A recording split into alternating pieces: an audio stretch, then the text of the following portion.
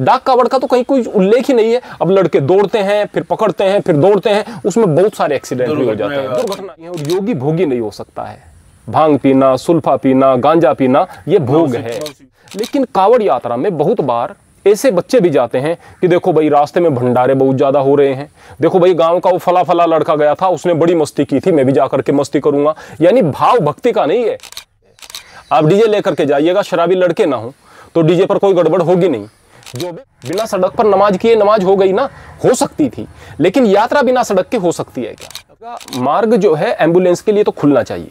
सावन मास में पतित पावनी माँ गंगा का जल लेकर हजारों लाखों कांवड़िए अपने निज धाम या पूरा महादेव में जल लेकर जा रहे हैं, श्रद्धा के साथ जा रहे हैं। भोले भक्त उनको कहा जाता है। कांवड़ की शुरुआत कैसे हुई और कांवड़ की मान्यताएं क्या है और कांवड़ का अध्यात्म में किस तरह का लाभ मिल सकता है, बातचीत करने के लिए, चर्चा करने के लिए हमारे साथ एचडी न्यूज़ के साथ आनंद मोदी जी हैं। आनंद मोदी जी है अध्यात्म में विशेष लगाव इनका रहता है और विश्लेषण भी बहुत अच्छे से करते हैं। बातचीत करेंगे, चर्चा करेंगे कांवड़ को लेकर, कांवड़ की शुरुआत कैसे हो और इसका जो है महत्व क्या है और इसका लाभ क्या हो सकता है, या कांवड़ पे जिस तरह की सियासत की जा रही है उस पर भी इनसे चर्चा रहेगी। आनंद मोदी जी आपका ये जरूर बहुत बहुत स्वागत है। आपका भी मंदिर में बहुत स्वागत है प्रियवर। और आप ऐसे समय में यह विषय लेकर के आए हैं जब इस विषय की बहुत आवश्यकता है। वास्तव में बहुत सारे श्रद्धालु कावड़ यात्री बन करके आते हैं, जाते हैं, लेकिन यदि वह सही प्रकार से इस यात्रा को संपन्न करते हैं और सही तरीके से चलते हैं तो ये यात्रा निश्चित रूप से उनके लिए फलदायी होगी, बेहतर होगी। इसलिए आप सही समय पर जो ये विषय लेकर के आए हैं, इसके लिए मैं आपका हृदय से आभार व्यक्त करता हूँ। वास्तव में कांवड़ है क्या? देखिएगा प्रियवर कि दो चीज़ें होती हैं आध्यात्म में। एक तो बैठ करके परमात्मा का ध्यान लगाना, दूसरे होते हैं कर्मकांड। कर्मकांड वो हैं जिसका प्रभाव हमारे बच्चों पर पड़ता है। मान लिया एक व्यक्ति बैठ करके परमात्मा का नाम ले रहा है, चलते फिरते परमात्मा का नाम ले रहा है, वो तो परमात्मा से जुड़ गया, लेकिन वो घर में बैठ करके पूजा नहीं कर रहा है, वह मंत्रोच्चारण नहीं कर रहा है, वह व्रत वगैरह नहीं रख रहा है, इस तरह की चीज़ें नहीं रख रहा, तो फिर आगे बच्चों पर उसका प्रभाव नहीं पड़ता है, बच्चे संस्कारी नहीं बनते हैं। इसलिए धर्म के साथ, आध्यात्म के साथ कई कर्मकांड भी जुड़ जाते हैं। रहा सवाल कावड़ यात्रा का, कई बार तो हमारे शास्त्रों में भी इसका जिक्र आया है, लेकिन वो शास्त्र इतने ऑथेंटिक नहीं हैं जिनमें इतना ज़्यादा जिक्र आया है। मूल बात क्या है कि यह बहुत सुंदर परंपरा बहुत पहले से शुरू हुई है। इसका मुख्य कारण क्या है कि गंगा हमारी जो संस्कृति है उस संस्कृति का आधार है। इसका पानी स्ट्रक्चर्ड वाटर है। हमेशा आप जितने भी जल देख लीजिएगा, मोस्ट स्ट्रक्चर्ड वाटर जो है वो गंगा का है। और इसके पीछे बहुत सारे आध्यात्मिक कारण हैं। भगवान शिव, जिसको आशुतोष कहा गया है, यानी कि केवल जल से प्रसन्न होने वाला, आशु जल से, तोष संतुष्ट होने वाला, जल की बूंदों से संतुष्ट होने वाला। कारण क्या कि एक गरीब आदमी है, उसके पास चढ़ाने के लिए कोई रुपया पैसा नहीं है, कोई फल फूल नहीं है, उसके पास कोई चीजें नहीं है, तो वह परमात्मा को क्या अर्पित करे? बोले केवल जल अर्पित कर दो। इसीलिए भगवान को कहा गया भोला। भोला भाई सीधा साधा है और आपके जल चढ़ाने से ही वह प्रसन्न हो जाएगा। तो भक्तों के मन में यह आया कि क्यों ना गंगा जल को चढ़ाया जाए। गंगा जिसको धारण किया है भगवान शिव ने अपनी जटाओं में धारण किया है, और फिर गंगा जल को कहाँ से लेकर के आया जाए? ठीक वहाँ से जहाँ पर वह हर की नगरी है, हरि की नगरी है। हरिद्वार को हरिद्वार और हरद्वार दोनों कहा जाता है, हर और हरि की नगरी है। तो वहाँ से जल को लेकर यदि अपने इष्ट पर कोई चढ़ाता है, समर्पित करता है, तो उससे उसकी भावनाएं बहुत प्रबल होती हैं और निश्चित रूप से ये उसके लिए लाभकारी है। इस परंपरा की शुरुआत इसी भाव के साथ में हुई थी और वर्तमान तक यह परंपरा नित्य प्रति बढ़ती जा रही है। वो बात अलग है कि कहीं यहाँ पर अच्छी चीज़ें हैं तो कहीं दोष भी आ गए हैं, कई बहुत अच्छी चीज़ें भी हैं तो कई प्रकार के ऐसे विकार भी हैं जो कि बच्चों को खराब भी कर रहे हैं, वो विषय अलग है। लेकिन यह बहुत सुंदर परंपरा है और यदि एक भक्त इस परंपरा का हृदय से निर्वहन करता है तो उसके मन में भक्ति का भाव जागृत होता है और लोगों में एक लहर आती है भक्ति की। तो इसलिए बहुत सुंदर एक व्यवस्था भी है। माता पिता को चार धाम की यात्रा कराने के प्रसंग जो श्रवण कुमार से जुड़ा हुआ है, क्या कांवड़ यात्रा उससे भी कहने की जुड़ाव रखती है? देखिएगा, वो एक प्रसंग अलग बात है, वो प्रसंग 100% अलग है, उससे कोई इसका जुड़ाव नहीं है। हम इसको ज़बरदस्ती जोड़ने का प्रयास करें तो वो अलग बात है। कांवड़ यात्रा तो पूर्ण रूपेण भगवान शिव को समर्पित है और श्रवण कुमार वह माता पिता के एक भक्त थे और उन्होंने चार धाम की यात्रा अपने माता पिता को करा करके लोगों को संदेश दिया था कि माता पिता कितने हमारे लिए महत्वपूर्ण है। वो विषय अलग है, ये विषय पूर्णतः अलग है। लेकिन फिर भी कहूँगा कि वो विषय जितना महत्वपूर्ण है उससे भी बढ़ करके कावड़ यात्रा महत्वपूर्ण है। कारण क्या है? माता पिता हमारे लिए सर्वोपरि हैं, लेकिन इस बात को नहीं भूलना चाहिए, न संसार में कोई गुरु, न कोई माता पिता, कोई भी परमात्मा के समीप नहीं जा सकते। वो परमात्मा हिंदू का भी वही है, मुसलमान का भी वही, सिख का भी वही, ईसाई का भी वही, कीड़ी का, कुंजर का और पूरे ब्रह्मांड का वो एक स्वामी है। उस स्वामी के प्रति हमारे मन में जब भी जिस भी प्रकार से भक्ति के भाव आते हैं वो निश्चित रूप से हमारे लिए लाभकारी होते हैं। कावड़ यात्रा पे जिस तरह के पिछले कुछ सालों पर उन्माद बना हुआ है, या विभिन्न तरह की जो चर्चाएं होती हैं, विभिन्न तरह की अव्यवस्थाएं फैलती हैं समाज में, क्या वो सही है? सबसे पहले प्रियवर मैं आपको बता दूं कि कावड़ यात्रा को यदि व्यक्ति सही भाव से करता है, मैं कहूँगा कि उससे भक्ति का भाव जागेगा।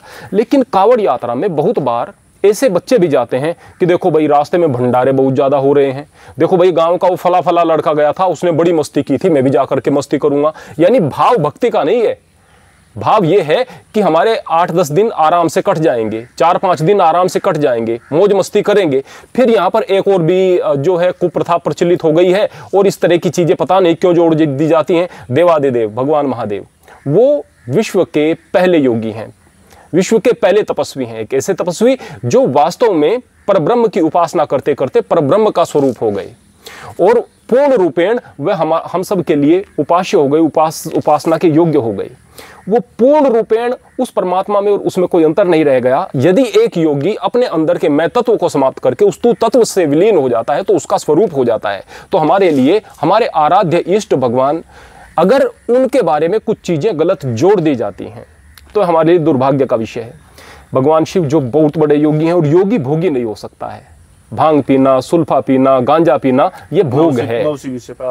ये वह भोग है, वह योग नहीं हो सकता है। अब इस भोग के साथ में और भी चीजें जोड़ दी गई हैं।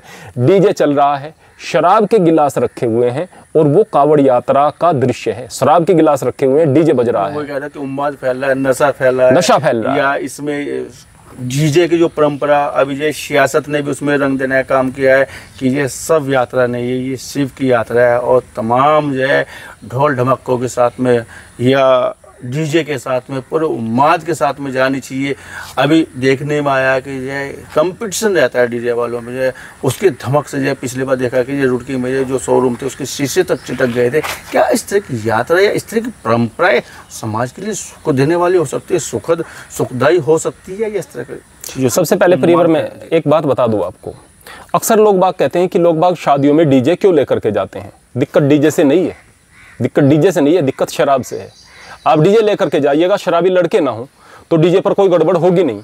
जो भी गड़बड़ की है वो शराब पी करके की है। आप देखिएगा जिस शादी में डीजे गए हैं और वहाँ शराबी लड़के नहीं गए, सभ्य लोग गए हैं, तो वहाँ गड़बड़ हो नहीं सकती है। दिक्कत डीजे से नहीं है, दिक्कत है शराब से, दिक्कत है भांग से, दिक्कत है गलत चीज़ों से, दिक्कत है सुल्फे से। हाँ, ये बात पक्की कहूँगा कि डीजे ले जाने की इस चीज़ में आवश्यकता नहीं है, ये बात पक्की कहूँगा। डीजे जहाँ बजना है बजा लीजिएगा, मैं मना नहीं करता, आवश्यकता नहीं। कोई लेकर जा रहा है तो मैं इसका विरोध भी नहीं करूँगा, इसको बुरा भी नहीं कहूँगा। लेकिन अगर आप जा रहे हैं तो वहाँ पर क्या आपके मन में भाव होना चाहिए, हम जिस रास्ते से गुजर रहे हैं वहाँ प्राणी मात्र को मुझसे लाभ हो, किसी को कष्ट ना हो जाए। कोई बीमार है, उसको आपके डीजे की वजह से तकलीफ हो रही है, यह गलत बात है। आप उसकी आवाज़ उतनी रखिएगा और उस स्थान पर बजाइएगा जहाँ निर्जन है, निर्जन से आप गुजर रहे हैं। जहाँ आप बहुत ज़्यादा भीड़ भाड़ से गुजर रहे हैं वहाँ और ज़्यादा आप बजा रहे हैं, और ज़्यादा तकलीफ दे रहे हैं, वैसा न करें। कुछ चीज़ों का ख्याल रखें, शराब इत्यादि का नशा ना हो, भांग इत्यादि का नशा ना हो। आप सही तरीके से जाएं, किसी प्रकार का हुड़दंग ना हो, किसी प्रकार का उन्माद ना हो। अगर डीजे की वजह से आपकी भक्ति की भावना प्रबल हो रही है, अच्छी बात है, दिक्कत नहीं। लेकिन डीजे की वजह से अगर उन्माद आ रहा है, ये दिक्कत की बात है। और केवल ये डीजे की वजह से उन्माद के विषय में मैं नहीं कहूँगा। दूसरी बात, जो डाक कावड़ है, डाक कावड़ की तो सीधी सीधी परंपरा थी, प्राचीन परंपरा थी। वहां पर क्या है, कावड़ को श्रद्धा के साथ लाकर अपने इष्ट पर उस जल को चढ़ाकर उसका अभिषेक करते थे। डाक कावड़ का तो कहीं कोई उल्लेख ही नहीं है। अब लड़के दौड़ते हैं, फिर पकड़ते हैं, फिर दौड़ते हैं, उसमें बहुत सारे एक्सीडेंट भी हो जाते हैं, दुर्घटनाएं हो जाती हैं, बहुत ज्यादा जीवन भी खत्म हो जाता है। कई बार देखने में गए थे कावड़ लेने के लिए और पता चला कि माँ बाप जिंदगी भर रोते हैं। उस पलों को याद कर जब वो कावड़ लेने के लिए भेजते, गलती होती है, जानबूझ के बचना चाहिए। डाक कावड़ को आप उस तरफ इंगित करने का मेरे ख्याल तो प्रयास कर रहे हैं। डेफिनेटली हम लोग भी जाएंगे, हम लोग भी जल लेकर के आएंगे, हम लोग भी अपने इष्ट पर श्रद्धा के साथ में उसका अभिषेक करेंगे। मैं और मेरा पुत्र हम दोनों जाएंगे और श्रद्धा के साथ में जाएंगे, श्रद्धा के साथ में आएंगे। डेफिनेटली अगर आप सही तरीके से चलेंगे तो उसके परिणाम अच्छे होंगे। कोई भी काम हो, कोई भी काम अगर आप उसका गलत प्रयोग करें या गलत तरीके से उसको जीवन में धारण करेंगे तो उसके दुष्परिणाम होंगे। इवन यदि आप दरांती को लेंगे जिससे कि आप घास काटते हैं तो आप घास काटेंगे, लेकिन अगर किसी का पेट फाड़ दें उससे, हथौड़े से आप औजार बनाते हैं, यदि आप उससे किसी का सर फोड़ दें तो उसमें हथौड़े की खता नहीं है, उसमें उस आदमी के भाव की खता है जिसके हाथ में वो चीजें हैं। जिस चीज के लिए वो बनी थी उस चीज के लिए तो बहुत बेहतर थी। कावड़ यात्रा तो व्यक्ति के अंदर प्रेम और सद्भाव को विकसित करने के लिए है। कावड़ यात्रा तो निश्चित रूप से लोगों के अंदर सौहार्द को स्थापित करने के लिए, धार्मिक भावना को स्थापित करने के लिए है। यदि वह आपके लिए उन्माद का कारण बन जाए और समाज को नीचे की ओर लेकर के जाए और हर बार नए कावड़ियों के रूप में नए नशेड़ी पैदा हो जाए तो गलत बात हो जाएगी। अगर कावड़ियों की वजह से भक्ति की भावना बढ़ रही है और हर साल नए भक्त पैदा हो रहे हैं तो निश्चित रूप से इसके परिणाम अच्छे होंगे, सुखद होंगे। इसके परिणाम आप कहना चाह रहे हैं कावड़ की व्यवस्था के लिए कुछ समय के लिए मार्ग को जो है प्रतिबंधित किया जाता है, मार्ग व्यवस्था जो है रूट चार्ज चेंज किया जाता है। ऐसे में जो मुस्लिम समाज से वास्ता रखने वाले लोग कह सकते हैं जब कावड़ में जो है बंद हो जाते हैं रास्ते, हम सड़कों पर नमाज अदा क्यों नहीं कर सकते? मुस्लिम समाज की इस तरह की आवाज़ आई है, क्या कहना चाहेंगे आनंद मुनि इस बात पर? सबसे पहले तो मैं एक बात बता दूं कि अगर मुस्लिम समाज की बात है तो मैं यहाँ पर बात कर लूंगा, लेकिन अगर ये सियासत से आप इसको देखेंगे समाज की बात कर रहा हूँ तो मूल रूप से मैं एक बात बताना चाहता हूँ, मैं अपने मुस्लिम समाज के भाइयों से एक बात बताना चाहता हूँ कि विरोध उस चीज़ का करना चाहिए जो विरोध जायज हो, तर्क ऐसा होना चाहिए जो तर्क लगने वाला हो। मूल बात क्या है कि अभी यहाँ पर अभी ईद बीत गई है और वहाँ पर ये निर्देश था, दोनों ईद बीती है अभी, तो अभी ये निर्देश था कि सड़क पर नमाज नहीं होनी चाहिए, तो नमाज हुई ना, बिना सड़क पर नमाज किए नमाज हो गई ना, हो सकती थी, लेकिन यात्रा बिना सड़क के हो सकती है क्या? कोई दूसरा विकल्प हो बताइएगा। मूल बात क्या होती है कि जो नमाज है वह पूजा पद्धति है, और मैं एक बात कहूंगा कि नमाज बहुत सुंदर पूजा पद्धति है। आप 5 वक्त परमात्मा को याद करते हैं और उसको यदि बना करके रखेंगे पहली नमाज से दूसरी नमाज तक, इसको नमाज कायम करना कहेंगे, कोई बुरी बात नहीं, अच्छी बात है, बहुत अच्छी बात है, अच्छी पूजा पद्धति है। लेकिन पूजा तो भाई घर में बैठ करके होती है, मंदिर में बैठ करके होती है, मस्जिद में बैठ करके होती है, जो जिसका स्थान है उस स्थान पर हो सकती है, ईदगाह पर आप कर सकते हैं, बहुत सारे आपके पास विकल्प हैं। सड़क पर पूजा नहीं होती है। अगर इस बात की तुलना आप करेंगे, नमाज की तुलना आप कावड़ यात्रा से करेंगे तो ऐसे नहीं कर सकते। नमाज की तुलना यज्ञ करने से आप करो, फिर तो आप वहाँ नमाज पढ़ो और जो हिंदू है वो बैठ करके यज्ञ करेंगे वहाँ पर सड़कों पर, फिर तो सड़क जो है वो पूजा का स्थल बन जाएगा। रास्ते के लिए नहीं होगी, वो पूजा के लिए, नमाज के लिए हो जाएगी। कावड़ की यात्रा है और यात्रा केवल सड़क पर होती है। और रहा सवाल इस बात का कि इससे अगर किसी को असुविधा हो तो यह बड़े दुख की बात है। कावड़ियों को भी इस बात का ध्यान रखना चाहिए कि किसी को कोई असुविधा ना हो। रहा सवाल जो मार्ग बंद कर दिए जाते हैं तो उनको डाइवर्ट भी किया जाता है, उनके लिए दूसरा विकल्प भी दिखाया जाता है। यदि हम आपस में सौहार्द का भाव रखेंगे तो इस तरह के प्रश्न नहीं उठेंगे। कैसा लगता होगा जब एक एम्बुलेंस में जो कोई बीमार रहा होता है और कावड़ की वजह से मार्ग बंद, और जो वहाँ पे अधिकारी आते हैं, ट्रैफिक पुलिस वाले आते हैं, उनको जो निर्देशित होता है कि ये रास्ता नहीं खुलना चाहिए किसी के लिए, क्या वो बेहतर व्यवस्था हो सकती है? देखिएगा, मार्ग जो है एम्बुलेंस के लिए तो खुलना चाहिए, एम्बुलेंस के लिए खुलना चाहिए, और मैं समझता हूँ एम्बुलेंस के लिए बंद भी नहीं होता है। मतलब जी एम्बुलेंस के लिए बंद भी नहीं होता है, तो इस बात को समझना भी चाहिए और एम्बुलेंस को रास्ता देना भी चाहिए। मैं एक बात कहूंगा, यहाँ पर केवल इसकी बात नहीं है कि कावड़ यात्रा की ही बात है। जब कावड़ भी नहीं होता है, हमारी भावनाएं, हमारी संवेदनाएं इतनी मर चुकी हैं शायद हम भारतीयों की, हम कई बार देखते हैं कि ट्रैफिक जाम इतना बुरी तरह से कर देते हैं कि खाली बगैर कावड़ यात्रा के भी ट्रैफिक में खड़ी रहती हैं एम्बुलेंस जो है। कायदे में एम्बुलेंस के लिए ही नहीं, सभी के लिए रास्ता होना चाहिए। अगर हम अतिक्रमण नहीं करेंगे, अपने नियमों का अतिक्रमण नहीं करेंगे तो ट्रैफिक जाम कभी भी नहीं होता है। मूल बात क्या है, यदि आपके मन में भाव है, भक्ति भाव है, तो भक्त का तो भाई जीवन ही दूसरों के लिए समर्पित होता है।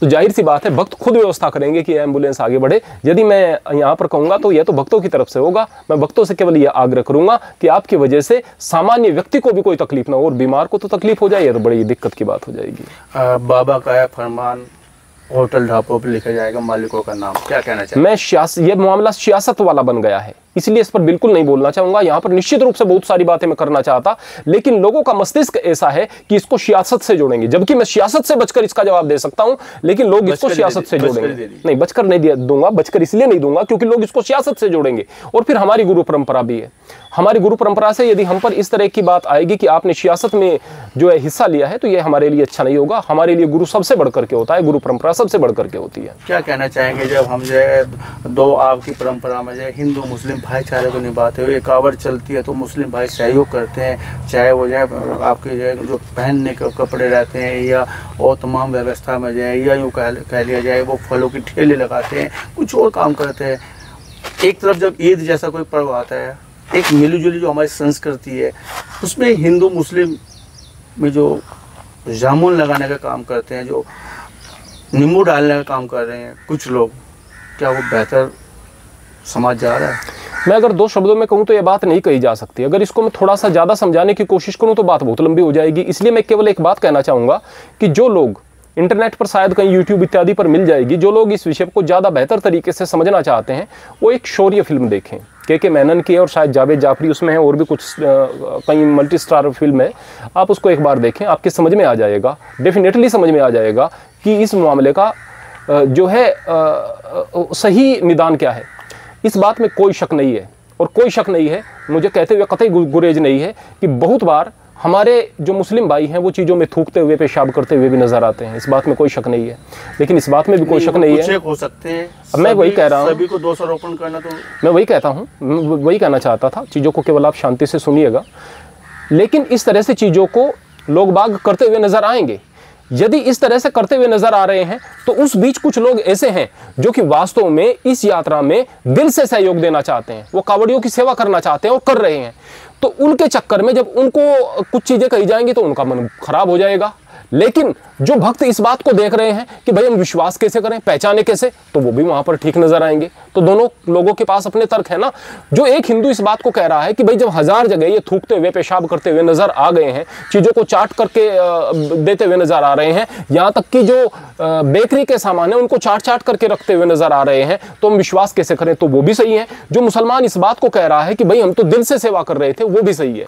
तो ये चीज सामाजिक है। जब हम सामाजिक सौहार्द से इन बातों को निपटाएंगे तो निपट जाएगी। इसको आप ऐसे नहीं निपटा सकते। ये चीजें इतनी ज्यादा घुल मिल गई हैं यहाँ पर, इस देश के अंदर हिंदू मुसलमान इतने ज्यादा घुल मिल गए हैं कि अब इसको आप सामाजिक मुद्दों से ही निपटा सकते। यात्रा पर क्यों याद आते हैं ऐसे मामले? जो कावड़ जैसी यात्रा पर सोशल मीडिया पर एक्टिव क्यों होते हैं ऐसे मामले?